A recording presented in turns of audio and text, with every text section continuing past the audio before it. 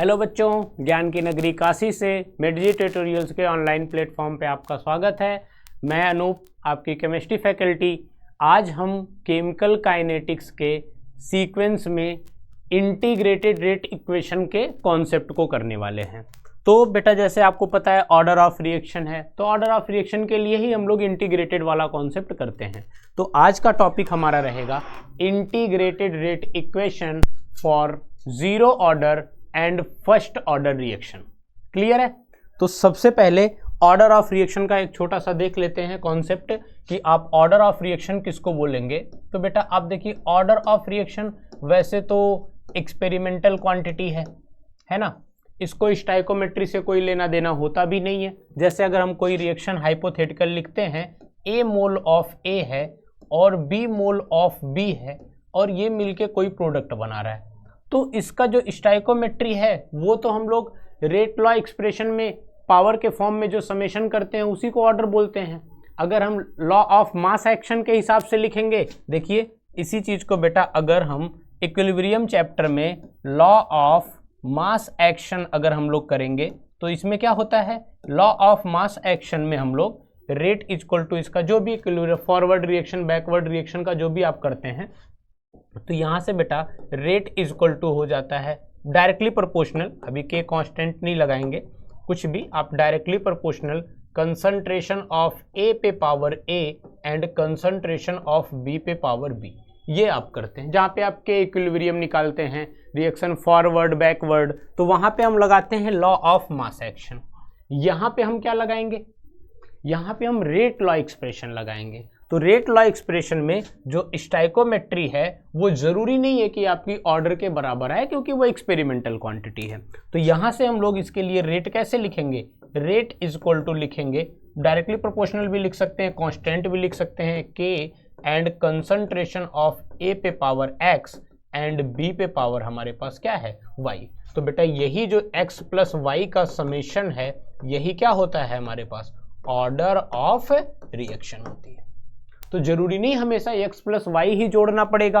अगर हम hypothetical data में ऐसे कुछ भी ले लेते हैं कि रिएक्टेंट ही कन्वर्ट हो रहा है प्रोडक्ट में, तो अगर इसके लिए आपको क्या लिखना होगा, ऑर्डर ऑफ रिएक्शन लिखनी होगी। तो नॉर्मल स्टाइकोमेट्री क्या दिया है, 1 दिख रहा है, लेकिन फिर भी हम लोग यहाँ पे क्या करेंगे, ऐसे करके लिख लेंगे बेटा, रेट इज इक्वल टू लिख लेंगे के एंड कंसंट्रेशन ऑफ आर पे पावर एन।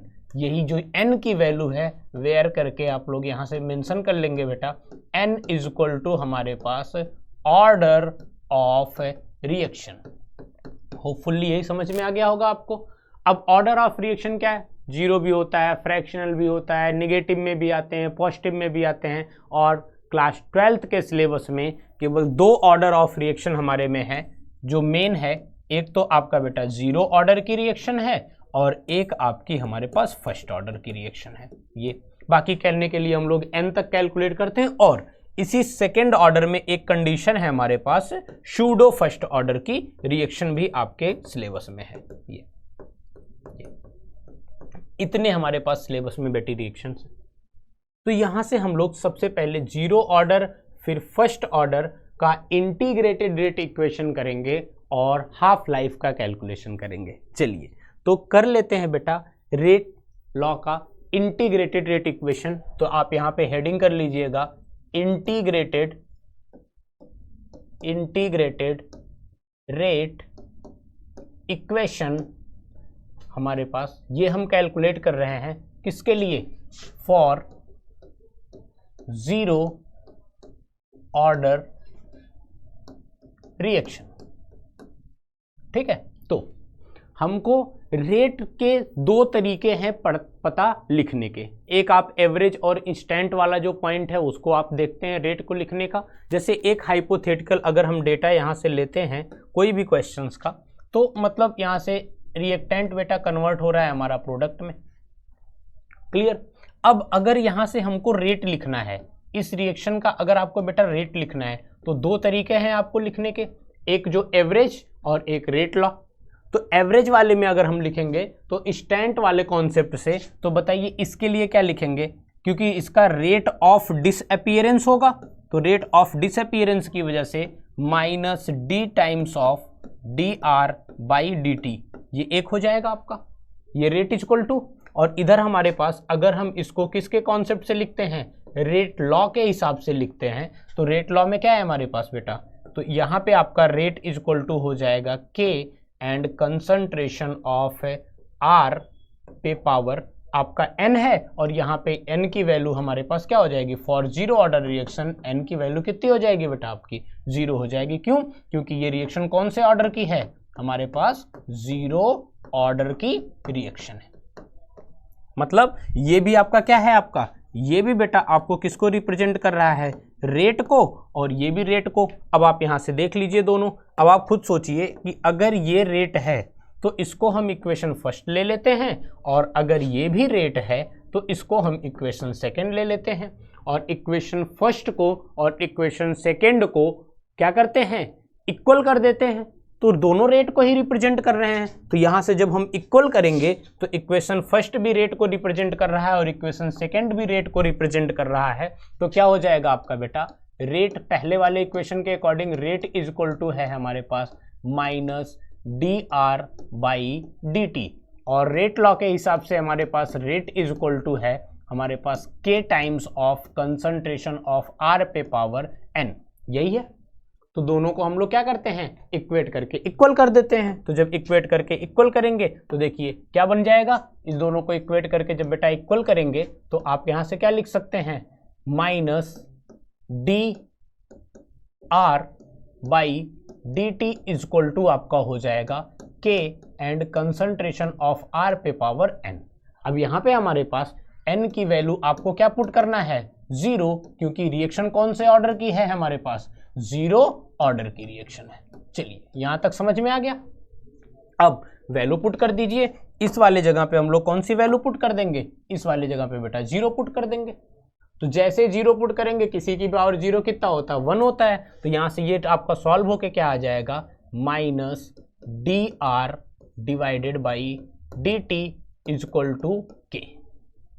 निगेटिव को उधर करिए, dt को उधर करिए, तो माइनस में हमारे पास ये तो माइनस जाएगा उधर, तो क्या हो जाएगा बेटा यहाँ से d r is equal to minus k d t. देखिए हमने निगेटिव को भी उधर भेज दिया, या फिर ये भी बोल सकते हैं कि दोनों साइड में निगेटिव से क्या करेंगे, मल्टीप्लाई कर देंगे, तो इधर का निगेटिव पॉजिटिव हो जाएगा, उधर निगेटिव बच जाएगा, और इधर से dt उधर लेके आएंगे, क्योंकि हमको क्या करना है, इंटीग्रेशन करना है। बोलता है ना पहले हेडिंग हमने क्या बताया, इंटीग्रेटेड रेट इक्वेशन है। तो अब हम यहाँ पे क्या कर देंगे बेटा, इंटीग्रेशन कर देंगे। अब आपको इंटीग्रेशन का कॉन्सेप्ट बस केवल एक फॉर्मूला बस याद होना चाहिए। इसको कैसे लिख देंगे इंटीग्रेशन को, इंटीग्रेशन को हम इस फॉर्म में लिख लेंगे, integration of d r is equal to integration of minus k d t. यही है, ये तो लिखने का तरीका है। डी आर का इंटीग्रेशन कितना होता है, आर ही होता है, तो यहां से ये क्या हो जाएगा, आगे प्रोसीड करके इधर आ जाएंगे हम लोग, तो क्या हो जाएगा बेटा आपका concentration of r is equal to, हमारे पास के कांस्टेंट है, माइनस कांस्टेंट है, बाहर आ जाएगा, तो कितना हो जाएगा माइनस के टी, इतना आ गया। ये हो गया इंटीग्रेशन, और साथ में एक इंटीग्रेशन का कांस्टेंट भी आएगा, तो इंटीग्रेशन के कांस्टेंट को हम आई से ही रिप्रेजेंट कर देते हैं। तो ये बेटा एक इक्वेशन बन गई जिसको हम लोग क्या बोल रहे हैं, इंटीग्रेटेड रेट इक्वेशन। लेकिन अभी हमारे पास यहाँ पे एक इंटीग्रेशन का कांस्टेंट है, उस इंटीग्रेशन को कांस्टेंट को हटाने के लिए हमको अपनी रिएक्शन को इनिशियल सिचुएशन पे लेना पड़ेगा। इनिशियल सिचुएशन का मतलब क्या है कि रिएक्शन में क्या हुआ रहा होगा बेटा, रिएक्शन में क्या हुआ होगा कि जब ये रिएक्शन इनिशियल सिचुएशन पे रही होगी तो इसका कंसंट्रेशन ए रहा होगा और इसका कंसंट्रेशन 0 रहा होगा, है ना। या फिर थोड़ी देर बाद at t is equal to 0, ये हमारे पास इनिशियल सिचुएशन है। या फिर हम ये भी बोल सकते हैं इसका कंसंट्रेशन आर नॉट रहा होगा और इसका कंसंट्रेशन 0 रहा होगा, और ये सिचुएशन है हमारे पास टी इज इक्वल टू 0 पे। ये दोनों में से आप कोई भी बोल सकते हैं। और आफ्टर सम टाइम क्या होगा, इधर से कंसंट्रेशन ए माइनस एक्स हो जाएगा और इधर से एक्स हो जाएगा at t is equal to t पे, आफ्टर टी टाइम। या फिर इसको हम लोग ए माइनस एक्स को ही हम लोग लिखते हैं आर, और यहाँ पे हमारे पास कोई दिक्कत नहीं है, यहाँ से इसको आर भी लिख सकते हैं, ठीक है। और यहाँ पे हमारे पास जो भी आपका प्रोडक्शन होगा वो किसका होगा, आर का प्रोडक्शन होगा। मतलब आप दो टर्म्स में लिख सकते हैं। अगर आर नॉट लिखा हुआ है तो उसका मतलब वो है आपका इनिशियल कंसंट्रेशन, और अगर R लिखा है तो है फाइनल कंसंट्रेशन। क्लियर है? तो यहां से अगर हम इसी वैल्यू को इधर पुट करना स्टार्ट कर दें बेटा, I की वैल्यू निकालने के लिए हम कंडीशन कौन सी अप्लाई कर लेते हैं? यहां से हम कंडीशन ये अप्लाई करते हैं कि हमारी रिएक्शन जस्ट स्टार्ट हुई है ना, या फिर अभी at t is equal to zero, at t is equal to zero initial, क्योंकि जब भी आप कोई भी कांस्टेंट की वैल्यू निकालेंगे तो एक स्टैंडर्ड पैरामीटर लेना पड़ेगा। तो आप t इज इक्वल टू अगर जीरो करेंगे बेटा, तो जो कंसंट्रेशन R का है वो भी हमारे पास कंसंट्रेशन भी इनिशियल हो जाएगा। भाई ये रिएक्शन ही अभी t is equal to zero reaction start ही नहीं हुई, तो जो फाइनल कंसंट्रेशन इनिशियल कंसंट्रेशन आपस में बराबर होंगे। जैसे आप 10 मोल लेके कोई रिएक्शन स्टार्ट करिए और रिएक्शन स्टार्ट नहीं हुई हो, तो रिएक्टेंट का कंसंट्रेशन कितना है? 10 मोल है, प्रोडक्ट अभी बना ही नहीं है, तो इनिशियल और फाइनल बराबर चीज होगी। क्लियर है? तो यहां से अब बताइए, अगर इस वैल्यू को हम इस इक्वेशन में पुट कर दें तो R की जगह पे हम क्या रख लेंगे बेटा?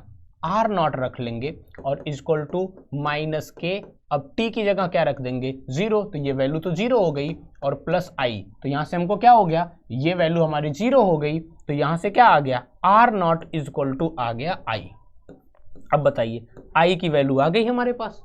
अब हमारे पास इंटीग्रेटेड रेट इक्वेशन कौन सा है? ये वाला है। तो इसी में इस वाले प्लेस पे हम बेटा क्या वैल्यू पुट कर देंगे? R not. अब आप सोचिए, इसी वाले इक्वेशन में हम इस जगह पे क्या वैल्यू पुट कर दें? R नॉट पुट कर दें। तो बताइए क्या इक्वेशन बन के आएगी हमारे पास?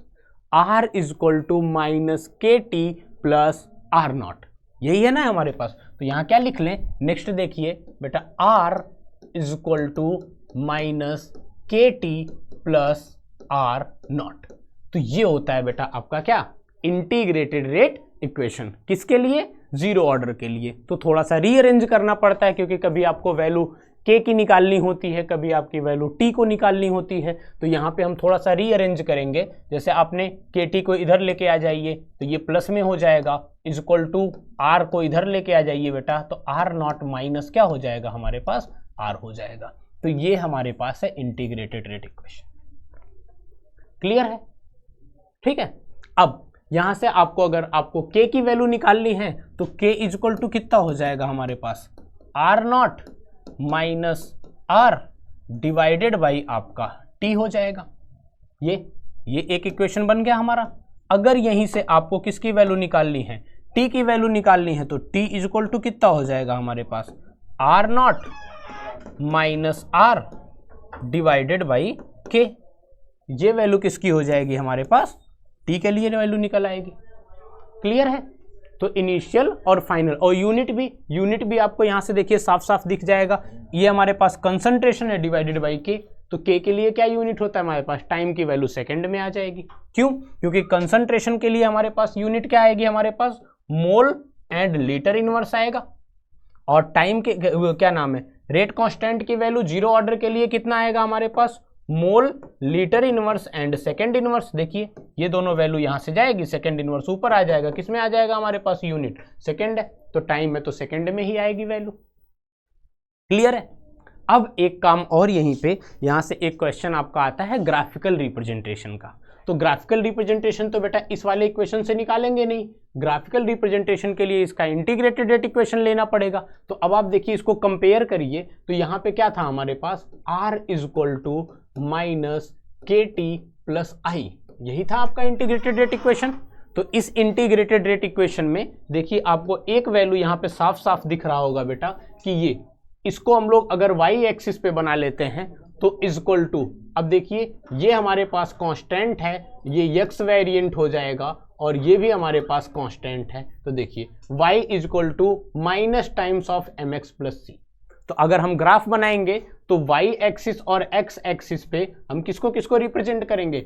x एक्सिस पे हम टाइम को रिप्रेजेंट कर लेंगे, और y एक्सिस पे हम बेटा कंसंट्रेशन को रिप्रेजेंट कर लेंगे। ये हमारे पास हो गया। और इसका ग्राफ जो आएगा वो नेगेटिव साइन क्या रिप्रेजेंट कर रहा है? y equal to mx plus c क्या रिप्रेजेंट करता है? कि ग्राफ जो बनेगा वो स्ट्रेट लाइन बनेगा, स्ट्रेट लाइन। अब स्ट्रेट लाइन भी कैसा होगा?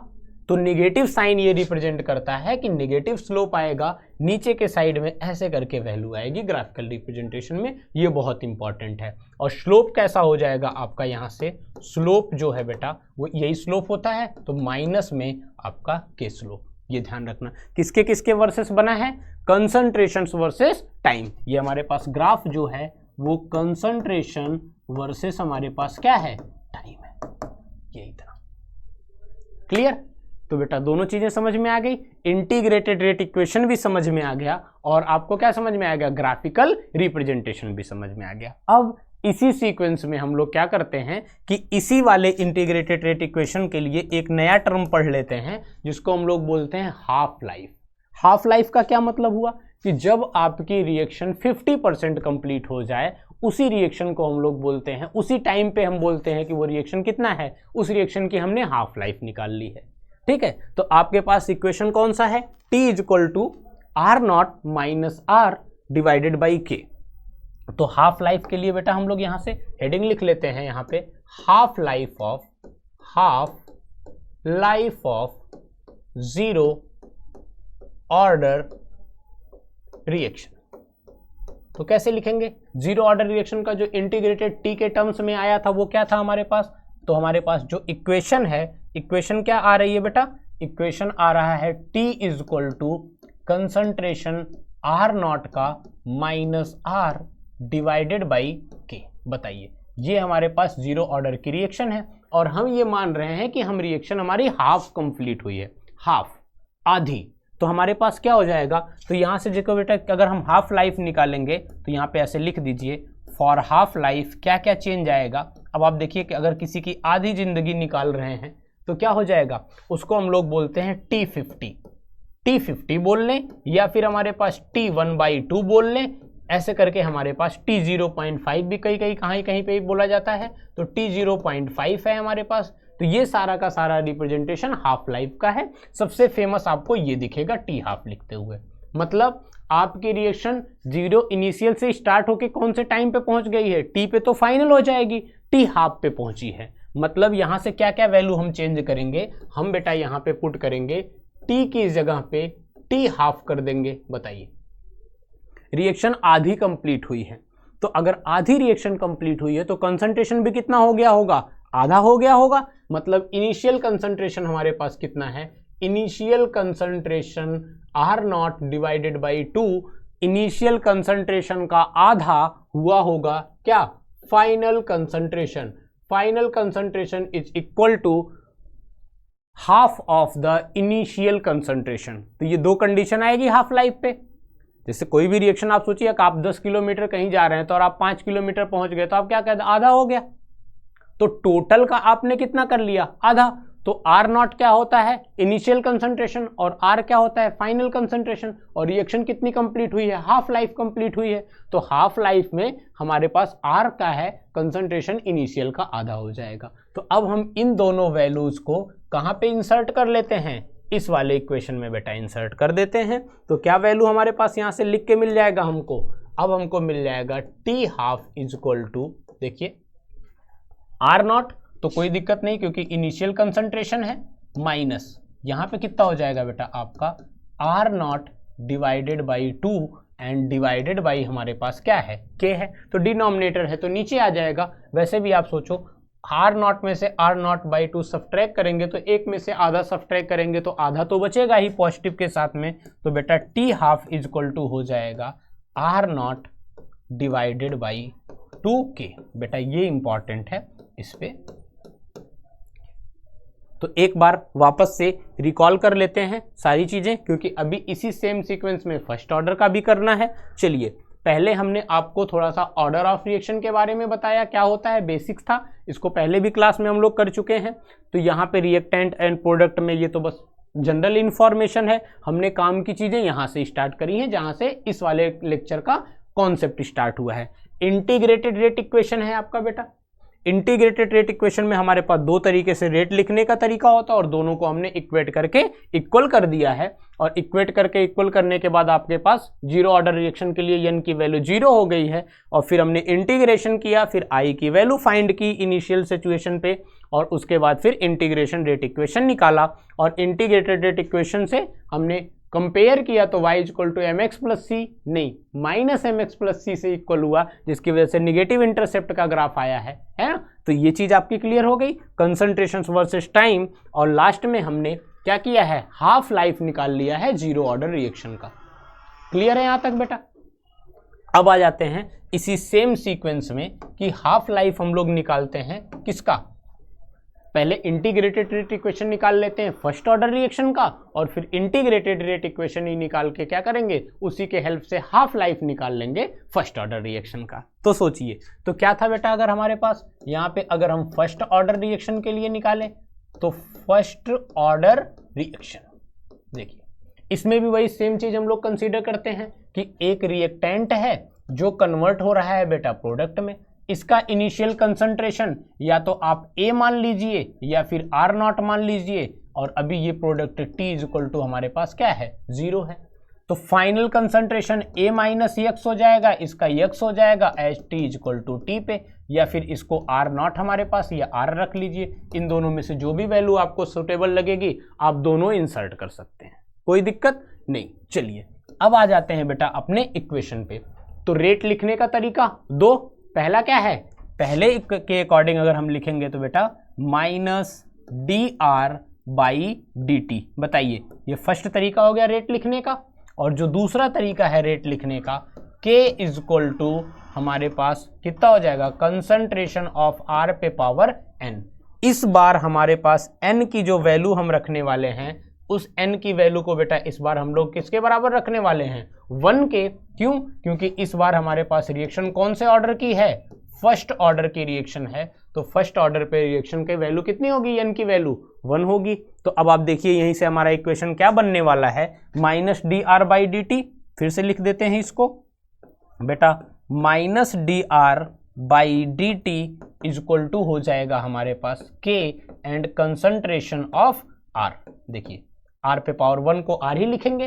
तो अब क्या करेंगे, देखिए अगले वाले में क्या किया था हमने, ध्यान दीजिए, माइनस को उधर लेके गए थे और dt को उधर लेके गए थे। फिर से सेम वही काम करेंगे और क्या करेंगे, यहां से देखिए माइनस को इधर लेके आना है और dt को इधर लेके आना और r को उधर लेके जाना है। तो क्या बन जाएगा हमारे पास, dr divided by concentration of r is equal to minus k times of हमारे पास क्या हो जाएगा बेटा, dt।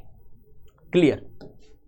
अब हम क्या करते हैं, इसके बाद याद करिए इंटीग्रेशन कर दें, इंटीग्रेशन कर देते हैं। तो इंटीग्रेशन दोनों साइड का करेंगे तो डी आर बाई आर का इंटीग्रेशन ध्यान रखेंगे बेटा क्या होता है, ln r। ठीक है, ln का मतलब log बेस e। ठीक, तो इसका कितना हो जाएगा बेटा आपका ln r। क्लियर है, log की प्रॉपर्टी थोड़ा सा log आ जाएगा इस बार। log इक्वल टू क्या हमारे पास, ln equal to 2.303 log base e and log base 10, उस चीज को थोड़ा सा ध्यान रखेंगे। चलिए ये इक्वल टू इधर तो आपका वही आएगा बेटा आपका माइनस के टी प्लस क्या हो जाएगा हमारे पास आई। ये बताइए इस बार हमारे पास ये आया। इसमें भी देखिए अगर आपको ग्राफिकल रिप्रेजेंटेशन करना है तो ग्राफिकल रिप्रेजेंटेशन सेम, देखिए ग्राफिकल रिप्रेजेंटेशन करना है तो यहां से भी देख लीजिए बेटा, ये क्या हो गया y पे इस बार कंसंट्रेशन नहीं बनाएंगे, ln के साथ में कंसंट्रेशन रखेंगे, is equal to minus times of ये यम बन गया, ये क्या बन गया आपका x प्लस हमारे पास क्या हो गया c। इस बार अगर आपको ग्राफिकल रिप्रेजेंटेशन करना होगा तो स्लोप जो आएगा आपका किसके किसके वर्सेस में ग्राफ बनेगा, तो y एक्सिस पे, x एक्सिस पे तो t है, कोई दिक्कत नहीं, और इस वाले के एक्सिस पे हमारे पास कितना हो जाएगा, ln r हो जाएगा। ठीक है, यहां से ग्राफ स्टार्ट होगा और इस बार हमारे पास स्लोप कैसा आएगा, स्लोप इज इक्वल टू हो जाएगा हमारे पास नेगेटिव का, है ना। तो यहाँ पे हमारे पास अगर स्लोप करेंगे तो नेगेटिव का k है, ध्यान रखेंगे, लेकिन किसके किसके रिस्पेक्ट में बना है, ln के रिस्पेक्ट में, और यहाँ पे नेगेटिव का k। क्लियर, ध्यान रखेंगे इस बारे में। इस वाले पॉइंट पे जहां से इनिशियल कंसंट्रेशन स्टार्ट हुआ होगा यही हमारे पास कंसंट्रेशन होगा ln r0 का, यहीं से तो स्टार्ट हुआ है, धीरे धीरे डिक्रीज हो रहा है कंसंट्रेशन हमारा रिएक्टेंट का। क्लियर है, तो चलिए, ये तो हम लोग आ गए थोड़ा सा ग्राफिकल रिप्रेजेंटेशन में, क्योंकि यहीं पे कंपेयर करके बता देना था। लेकिन हमारे पास रिएक्शन क्या चल रही थी, इंटीग्रेटेड रेट इक्वेशन हमारे पास ये निकला है, ये निकला है इंटीग्रेटेड रेट इक्वेशन। अब इंटीग्रेटेड रेट इक्वेशन में हम क्या करेंगे, इनिशियल सिचुएशन कंसीडर करके हम पहले आई की वैल्यू निकालेंगे। तो हमारे पास इंटीग्रेटेड रेट इक्वेशन क्या निकल के आया है बेटा, इंटीग्रेटेड रेट इक्वेशन है ln r is equal to minus के टी प्लस आई। अब कौन सी सिचुएशन कंसीडर करेंगे, इनिशियल। तो इनिशियल पे क्या क्या था होता है हमारे पास, फॉर इनिशियल कंडीशन हमारे पास क्या क्या है बेटा, t इज इक्वल टू 0 पहली चीज, और दूसरी चीज हमारे पास कंसंट्रेशन R नॉट जो है और कंसंट्रेशन R आपस में बराबर होंगे। ये दो सिचुएशंस हैं हमारे पास इनिशियल सिचुएशन पे। चलिए वैल्यू पुट कर देते हैं। तो फिर से आप देखिए, तो t की जगह पे 0 रखेंगे तो ये वैल्यू 0 हो जाएगी, और ये वैल्यू हमारे पास R नॉट मतलब ln R not is equal to हो जाएगा बेटा आपका, ln R not is equal to हो जाएगा आपका कंसंट्रेशन ये आई। इस वैल्यू को इस वाले इक्वेशन में वापस से इंसर्ट करेंगे, तो यहां पे हमारे पास इंसर्ट करेंगे तो यहीं पे लिख देते हैं, क्या हो जाएगा बेटा आपका, ln R is equal to हो जाएगा आपका माइनस के T plus ln R not. ये हमारे पास इंटीग्रेटेड रेट इक्वेशन बन गया इस बार। किसका, कौन सी रिएक्शन है ये, integrated rate equation first order का। क्लियर है। अब इसी को थोड़ा बहुत रीअरेंज करके लिख लेते हैं जैसे उसमें किए थे। तो क्या करेंगे बेटा, के टी को उधर लेके आएंगे और ln R को इधर लेके आ जाते हैं, तो क्या हो जाएगा हमारे पास, के टी इज इक्वल टू हो जाएगा कंसंट्रेशन किसका है सबसे पहले, ln R not minus ln R। बताइए, यहां से लॉग की प्रॉपर्टी लगा सकते हैं बढ़िया से, कोई दिक्कत नहीं। Log A minus log B, A by B होता है, वैल्यू है, पुट कर देंगे। तो यहाँ से क्या हो जाएगा बेटा आपका, K T is equal to ln concentration of R not by R। ये या तो हम इसको और किस टर्म्स में लिख सकते हैं, यहां से देख लीजिए, हमने इक्वेशन में क्या बताया था कि या तो हम R नॉट बाई R लिख सकते हैं, नहीं तो A by A minus x भी लिख सकते हैं। अगर कभी क्वेश्चन में काम आया तो इस बात को भी ध्यान रखेंगे बेटा, इसका दूसरा टर्म क्या होता है लिखने का, ऐसे भी आप इसको लिख सकते हैं, K T is equal to ln, और यहाँ पे क्या हो जाएगा हमारे पास, जब आप कैलकुलेशन में कंसंट्रेशन के टर्म्स को देखेंगे तो A divided by A minus x. देखिए ये दोनों तरीके हैं लिखने के, इसमें से आप जो भी कंफर्टेबल है वो लिखिए, कोई दिक्कत नहीं। लेकिन इससे आपका सोल्यूशन नहीं बनेगा क्योंकि ln के टर्म्स में है। तो हमारा ln का क्या रिलेशन होता है, ln का मतलब हो गया हमारे पास क्या, ln हो गया बेटा आपका log बेस e, जिसको हम लोग किसके बराबर लिखते हैं, 2.303 ऑफ लॉग बेस 10। ये हमारे पास रिलेशन होता है, तो हम 2.303 से मल्टीप्लाई करके लॉग के टर्म्स में लेके आ जाएंगे। तो क्या हो जाएगा हमारे पास, यहाँ से इक्वेशन आ जाएगी बेटा आपकी, के टी इज इक्वल टू 2.303। अब यहाँ पे हो जाएगा log and concentration of A and A minus x. इस इक्वेशन को याद रखेंगे, जो भी आपको निकालना रहेगा यहाँ से। बाकी टी निकालना है तो के उधर भेज दीजिए, डिनोमिनेटर में चला जाएगा, के निकालना है तो टी को भेज दीजिए, डिनोमिनेटर में चला जाएगा। क्लियर है। तो यही इक्वेशन वापस से आगे लिख लेते हैं हम लोग यहाँ पे, या फिर किस टर्म्स में इसी को लिख सकते हैं, इस वाले जगह पे हम लोग बेटा और क्या लिख सकते हैं, concentration of R not divided by R। जो भी आपको लिखना है दोनों के टर्म्स में आप लिखिए, कोई दिक्कत वाली बात नहीं है। हाफ लाइफ इक्वेशन निकालना है, इसके बाद ये पहले इंटीग्रेटेड रेट इक्वेशन यहां तक आप पहले नोट कर लीजिए, इसके बाद हम लोग इसका हाफ लाइफ निकाल लेते हैं। तो वीडियो को पॉज करके आप नोट कर लेंगे। नेक्स्ट हम लोग देखते हैं हाफ लाइफ। तो क्या इक्वेशन आई है हमारे पास, के टी इज इक्वल टू आया है हमारे पास 2.303 log concentration of R divided by R not divided by concentration of R। बताइए ये इक्वेशन आई है बेटा, हम लोग क्या निकालने वाले हैं, और ये कौन सी इक्वेशन है, इंटीग्रेटेड रेट इक्वेशन सॉल्व करने के बाद फाइनल इक्वेशन हमारे पास है फर्स्ट ऑर्डर रिएक्शन के लिए। क्लियर है। अब चलिए इसके बाद हम लोग यहां से देख लेते हैं इसकी हाफ लाइफ। तो बेटा यहां से हम लोग देखते हैं हाफ लाइफ, चलिए आधी जिंदगी इनकी, t is equal to T half रख लेंगे और आर की जगह पे हम लोग रख लेंगे R not by 2, initial concentration का आधा। क्लियर? तो अब इनिशियल कंसंट्रेशन की अगर हम आधी वैल्यू पुट करेंगे बेटा तो यहां से क्या वैल्यू आएगी आप खुद ही सोचिए। इसी इक्वेशन में टी को इधर लेके के को इधर लेके आ जाते हैं, कोई दिक्कत वाली बात नहीं है ना। तो यहाँ पे क्या हो जाएगा हमारे पास टी हाफ इजक्वल टू हो जाएगा आपका 2.303, ठीक है। और यहाँ पे हमारे पास बेटा log and concentration of R not है और डिवाइडेड बाई आर के कंसंट्रेशन को हमको आर नॉट बाई 2 रखना है, आर नॉट बाई 2 और यहाँ पे डिवाइडेड बाई के हो जाएगा, हमने के को इधर ला दिया। कोई दिक्कत यहाँ तक इक्वेशन में होपफुली नहीं होनी चाहिए, आसान है, सिंपल कैलकुलेशन कर रहे हैं। देखिए अब क्या है, यहाँ से देखिए आर नॉट और आर नॉट तो कटेगा, 2 ऊपर जाएगा तो कितना हो जाएगा टी हाफ इजक्वल टू आपका आ जाएगा, यहाँ से देख लीजिए T half is equal to 2.303 and divided by K and बेटा यहाँ पे अब लॉग का मतलब लॉग बेस 10 है, ध्यान रखेंगे 2.303 मल्टीप्लाई है तो लॉग 2। अब बताइए लॉग 2 की वैल्यू कितनी होती है 0.3010 होती है ना। नहीं भी है तो लॉग का कॉन्सेप्ट पढ़ाया जाएगा, लॉग भी किसी दिन करा देंगे। अभी आप लॉग 2 की वैल्यू जानिए 0.3010 का। लॉग के लिए एक अलग से वीडियो लेके आ जाएंगे जहाँ पे बेसिक लॉग समझा देंगे, जितना हमारे पास काइनेटिक्स में और इलेक्ट्रो में यूज होते हैं और थर्मोडायनेमिक्स के जो लॉग वाले कॉन्सेप्ट हैं वो सारी चीज़ें यहाँ पे करा देंगे, ठीक है। किसी दिन लॉग वाला, लॉग और एंटी लॉग दोनों साथ में सीक्वेंस बना के वो करा देंगे। अभी आप इतना ध्यान रखिए। अब बताइए क्या वैल्यू निकल के आ गई बेटा आपका टी हाफ इजक्वल टू हो गया 2.303 multiplied by 0.3010 and divided by के, जिसको हम लोग लास्ट में सॉल्व करते हैं इसको तो टी हाफ की वैल्यू आ जाती है बेटा 0.693 एंड डिवाइडेड बाई के। ये आपकी फाइनल आती है half life of first order reaction. Concentration पे ही डिपेंड नहीं कर रहा, देख रहे हो कंसंट्रेशन ही गायब, 0.693 कांस्टेंट डेटा है, के कांस्टेंट है ही, टी हाफ निकालना ही है। अगले वाले में क्या था आप ध्यान दिए होंगे, यहाँ पे जब हम लोग इसके लिए निकाल रहे थे तो इसके लिए हमारे पास जीरो हाफ लाइफ कितना आया था, ये देखिए कितना आया half life, T half is equal to are not divided by 2k। तो जीरो ऑर्डर रिएक्शन की जो हाफ लाइफ होती है initial concentration divided by 2 times of rate constant, और फर्स्ट ऑर्डर रिएक्शन के लिए जो होती है वो कितना होता है T half is equal to 0.693 divided by K. आया समझ? तो ये इतना था आपका integrated rate equation for zero order and for first order.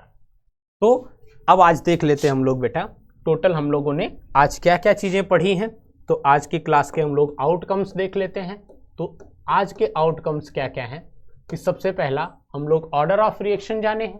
तो ऑर्डर ऑफ रिएक्शन क्या होता है कि रेट लॉ एक्सप्रेशन में रेट इज इक्वल टू के कंसंट्रेशन ऑफ आर पे पावर n, यही जो n का वैल्यू होता है वही क्या होता है हमारे पास ऑर्डर ऑफ रिएक्शन होता है। इसके बाद हमने इंटीग्रेटेड रेट इक्वेशन किया।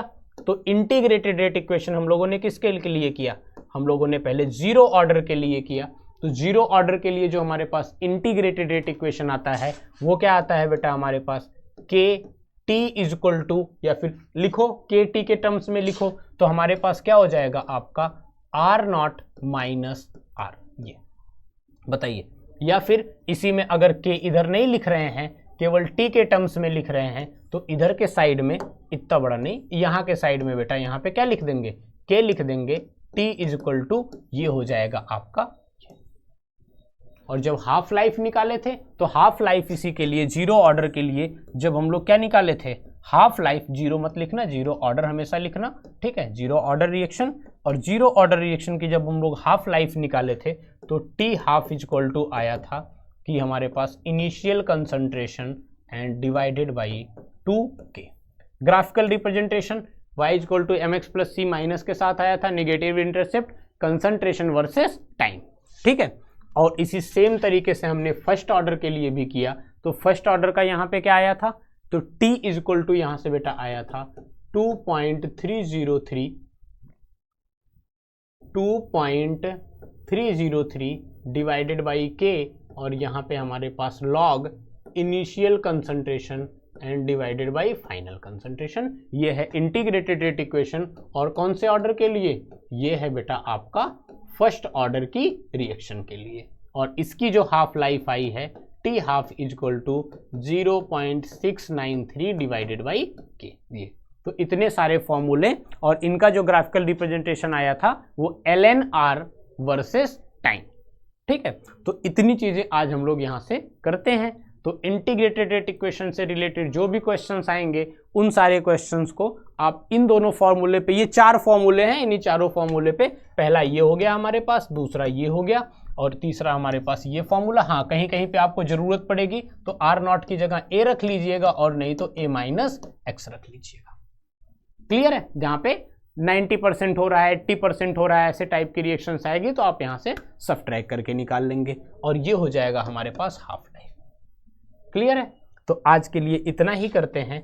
नेक्स्ट क्लास में आपको जो रेट लॉ के हमारे पास और कॉन्सेप्ट्स हैं वो सारी चीजें हम लोग करा देंगे। ठीक है, इससे रिलेटेड कुछ क्वेश्चंस और इससे भी रिलेटेड हमारे पास जो ऑर्डर ऑफ रिएक्शन निकालने के तरीके हैं उन सारी चीज़ों पे कुछ क्वेश्चंस कर लेंगे और फिर से नए कॉन्सेप्ट से नेक्स्ट लेक्चर में आपके साथ रहेंगे। ठीक है बेटा, थैंक यू।